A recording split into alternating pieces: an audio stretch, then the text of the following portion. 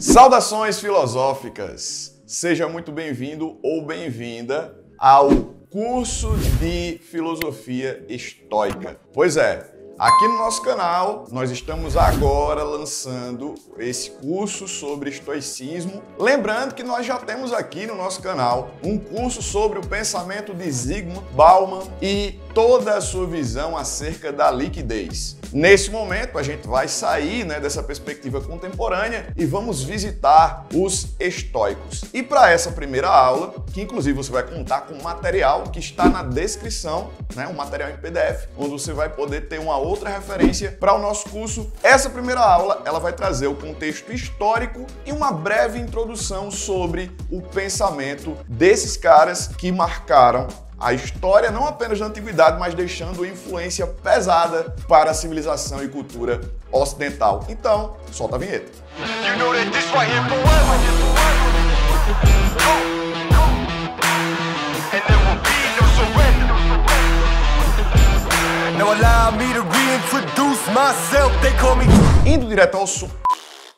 Indo direto ao assunto, é importante que a gente, evidentemente, entenda como se deu o surgimento do estoicismo. Até para compreender melhor a filosofia, é muito significativo esse lance de você visitar o que estava rolando naquela temporada ali da história, sabe? E o período helenístico é um período da história da Grécia Antiga e que vai romper com as fronteiras da Grécia Antiga, evidentemente. Nós estamos falando de um recorte cronológico que vai do Império da Macedônia, do rei Filipe II e Alexandre, até o começo do Império Romano. Então nós temos aí um período muito diferenciado, digamos assim, para o que vinha acontecendo, principalmente na Grécia, por causa dessa expansão do Império da Macedônia em especial. E nós precisamos entender que esse contexto foi um contexto revolucionário do ponto de vista cultural e do ponto de vista filosófico. Isso porque, vamos lá, a estratégia adotada por Alexandre o Grande não era uma estratégia qualquer no que diz respeito ao crescimento do Império da Macedônia. Ele não estava preocupado apenas com a expansão territorial e ele não estava preocupado apenas com essa questão de fazer o império mais rico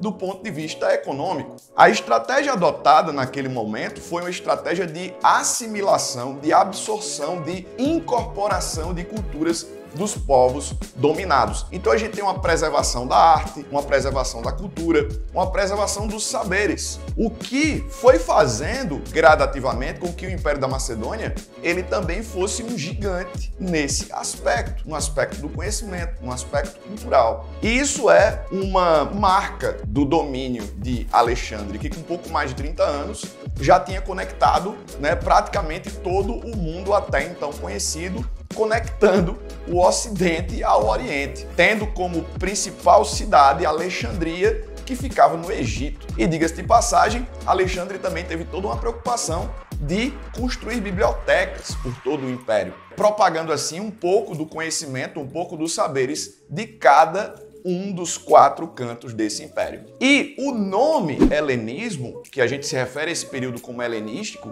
tem a ver com a cultura helênica sendo tomada como referência para todo o império. E quem eram os helenos? Os helenos eram os gregos. Então nós vamos ter a cultura grega como uma grande referência, como uma grande base para, vamos dizer assim, o dia a dia, o cotidiano e a produção de conhecimento dentro do império. O próprio idioma grego, ele foi adotado praticamente como o idioma oficial do Império da Macedônia. E aí, nós temos que conectar esse contexto histórico com o que estava acontecendo com a filosofia nessa transição do período socrático para o período helenístico. Eu espero que você tenha uma noção de que o período socrático, ele se refere a um momento onde Sócrates, ele é, digamos, a personificação de uma grande revolução para a filosofia, que antes estava concentrada nas questões relacionadas à natureza, e a partir de Sócrates nós vamos ter questões relacionadas a conhecimento, ética, estética, política, democracia. E a gente percebe que Sócrates ele acabou criando uma tendência muito forte dentro da antiguidade, tanto que ele teve vários discípulos, o principal foi Platão, Platão teve vários discípulos e o principal foi Aristóteles. E onde é que Aristóteles entra nessa história? Ele entra não apenas como professor particular de Alexandre o Grande, né? mas como um cara que discutiu questões que os estoicos, por exemplo, e outros filósofos helenísticos vão se propor a discutir. Aristóteles discutiu questões relacionadas à eudaimonia e relacionadas à ética. Por eudaimonia, entenda de forma bem objetiva felicidade. E com relação à ética, nós estamos pensando justamente em reflexões para definir o que é certo, o que é errado, o que é justo, o que é injusto, o que é o bem e o que é o mal, para que a vida possa ser digna e para que a vida em sociedade ela possa ser marcada, no caso de Aristóteles principalmente, pela experimentação, digamos assim, do bem comum. Então, Aristóteles, ele já tinha trocado essa ideia sobre como ser feliz. Para Aristóteles, a felicidade está atrelada ao bem e ela está associada a uma dimensão prática. Para Aristóteles, a felicidade, muito mais do que um estado de espírito, é um exercício a ser desenvolvido e implementado ao longo da vida. Nessa perspectiva, quando Aristóteles associa felicidade à prática do bem, ele nos recomenda, que a gente evite os extremos, o bem pessoal e o bem do próximo. Ele vai dizer que é necessário usar a razão para que a gente encontre o meio termo entre esses dois extremos, que seria justamente a prática do bem comum. Praticando o bem comum, compartilhando, convivendo em sociedade, até porque para Aristóteles o ser humano é um animal político, dessa forma nós teríamos o nosso caráter, a nossa virtude aperfeiçoada e nós estaríamos caminhando, a médio e longo prazo para alcançar a felicidade. Só que, ligando os dois pontos que foram apresentados até agora, se por um lado a gente tem o Império da Macedônia se desenvolvendo e por outro Aristóteles discutindo essa questão da ética e da eudaimonia, é importante dizer que quando Aristóteles discute essas questões, ele está falando de uma realidade muito marcada por um contexto de polis. Aristóteles está falando sobre o cálculo do bem comum entre pessoas que vivem ali praticamente partilhando da mesma visão de mundo, da mesma cultura, dos mesmos conhecimentos, e isso ainda implica um grande desafio, você conviver e encontrar essa justa medida entre o que é bom para você e para o outro. Agora, o cenário da polis, ele foi substituído por um outro fenômeno, capitaneado aí, evidentemente, por Alexandre, que é um fenômeno chamado cosmopolitismo. O que significa esse cosmopolitismo? Significa justamente esse grande intercâmbio cultural promovido entre todos os povos que faziam parte do Império. O que faz com que as pessoas não sejam apenas cidadãs locais. Na verdade, o cosmopolitismo, ele abre o precedente para a gente pensar nos cidadãos do mundo. Então, como ficaria agora, diante de tanta pluralidade, a definição do que é certo, do que é justo, do que é bom, do que é verdadeiro, para que o indivíduo pudesse conduzir a sua vida rumo à eudaimonia, rumo à felicidade. Então o desafio, na compreensão dos filósofos do momento, era um desafio que nessa perspectiva, nessa dimensão relacional, seria inviável. Então era preciso criar uma outra alternativa. E aí, muito mais do que falar sobre um determinado pensador, nós temos no período helenístico correntes de pensamento. E as principais correntes de pensamento do período são justamente o estoicismo, o epicurismo, o hedonismo, o ceticismo e o cinismo. E aí a gente já mergulha na questão dos estoicos. Como é que surge a filosofia estoica? O fundador do estoicismo foi um sábio, um filósofo chamado Zenão de Cítio. Diga-se de passagem, a gente tem essa marca, de se referir lá na antiguidade ao pensador e à sua cidade. Então Zenão era da cidade de Cítio e ele teve contato com a filosofia ali que foi construída por Sócrates, por Platão e por Aristóteles. Diga-se de passagem, Zenão de Cítio, o fundador do estoicismo, ele bebeu de uma fonte fundamental que foi a filosofia cínica. Provavelmente, Zenão de Cítio foi discípulo de Crates, que foi discípulo de Antístenes. E Antístenes é considerado o fundador do cinismo. Diga-se de passagem, Antístenes, ele foi discípulo de Sócrates. E o próprio Antístenes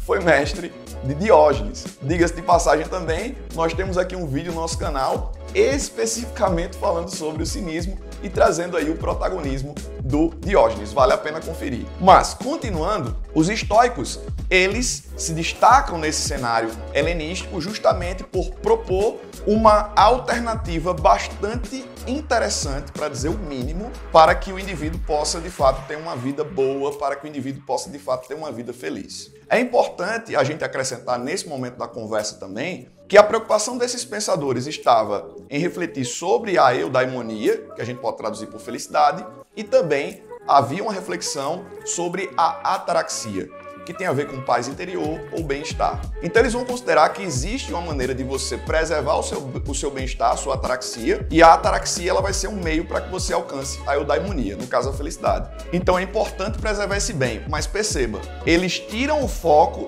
de uma filosofia do campo relacional para uma filosofia mais pessoal. É a ideia de você aplicar princípios à sua vida para que você possa, de fato, viver bem e alcançar a felicidade. No caso dos estoicos, além do Zenão de Cítio, nós temos outros grandes nomes importantes, como é o caso de Cícero, de Sêneca, de Epiteto e do imperador romano Marco Aurélio, que é celebrado como um dos mais importantes representantes do estoicismo.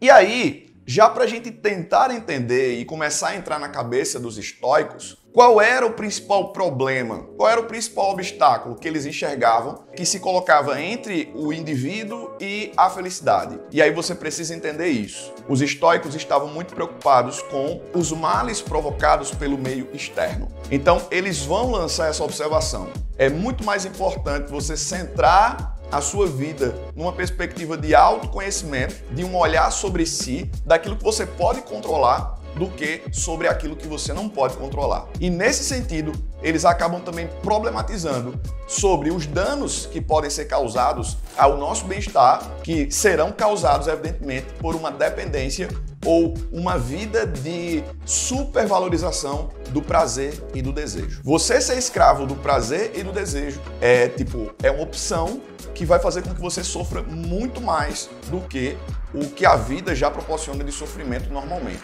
Então, capta aí nessa introdução esses ingredientes. Uma preocupação com os efeitos que o externo pode causar no indivíduo e que faz com que o estoicismo recomende que você tenha esse desenvolvimento dessa busca por uma independência e uma autonomia interior. E automaticamente essa recomendação de que você não seja submisso ao prazer e ao desejo, até porque o prazer e o desejo tendem a condicionar o indivíduo a pensar, por exemplo, que ele é incompleto, que ele é vazio e que ele precisa, para estar bem, de algo que é justamente externo. E aí a gente vai, no próximo encontro, começar a mergulhar mais de cabeça no que a gente pode considerar os grandes princípios do pensamento estoico.